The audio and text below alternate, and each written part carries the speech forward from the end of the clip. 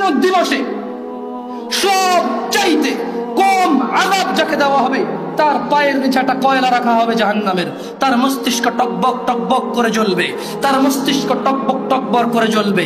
এই ব্যক্তি মনে করবে আমার চাইতে বেশি শাস্তি মনে হয় আল্লাহ তাআলা যত মানুষ সৃষ্টি করেছে আর কাউকে দেয়নি। অথচ আল্লাহ সুবহানাহু ওয়া তাআলা, রাসূল সাল্লাল্লাহু আলাইহি সাল্লাম বলেছেন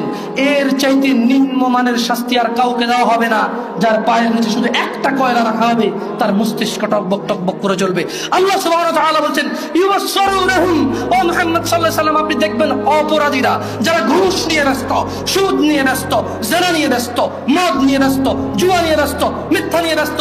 আযানকে পরোয়া করে না, সালাকে পরোয়া করে না, বেনামাজি হওয়াকে কুফরি মনে করে না। ইউবাসসিরুনহুম, আপনি দেখবেন ইয়াওয়াদুল মুজরিম, এই অপরাধীগুলো লাউ ইফতাদি মিন আযাবি ইয়াউমিযিন বিবানি, তারা আল্লাহকে বলবে ইয়া আল্লাহ, ইয়া আল্লাহ এই ছেলেকে নিয়ে নেন, ইয়া আল্লাহ এই ছেলেকে জাহান্নামে দিয়ে দেন, আমার মুক্তিপণ হিসেবে আমি ছেলেকে দিয়ে দিলাম, আমাকে আজকে আপনি জাহান্নামের আগুন থেকে বাঁচিয়ে দেন। ওয়াসাহিবাতিহি ওয়া আখি, অপরাধী অপরাধ করে মৃত্যুবরণ করিও না মুসলিম। এজন্য আমি বক্তব্যের শুরুতে বলেছিলাম ওয়ালা তামুতুন্না ইল্লা ওয়া আনতুম মুসলিমুন, মুসলমান হওয়া ছাড়া মরিও না, খবরদার মুসলমান হওয়া ছাড়া মরিও না। মুসলমান হওয়া ছাড়া মরলে বড় বিপদ আছে, মুসলমান হওয়া ছাড়া মরলে বড় বিপদ আছে। ইউবাসসিরুনহুম ইয়াওয়াদুল মুজরিমুনা ওয়া ইফতাদি মিন আযাবি ইয়াউমিযিন বিবানি, সেদিন অপরাধী আল্লাহকে মুক্তিপণ হিসেবে দিতে চাইবে তার ছেলেকে,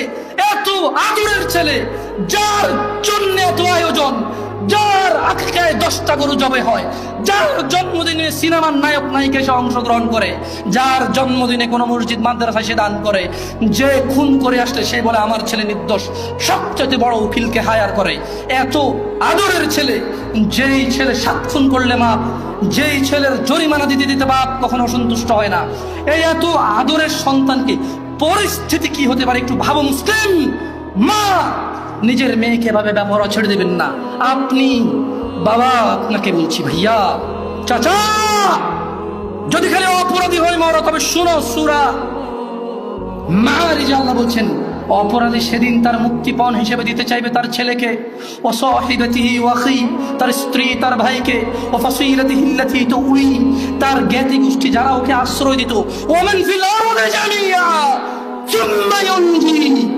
যখন হবে না আল্লাহ বলবে ছেলে লাগবে না তুই অপরাধী তোকে লাগবে,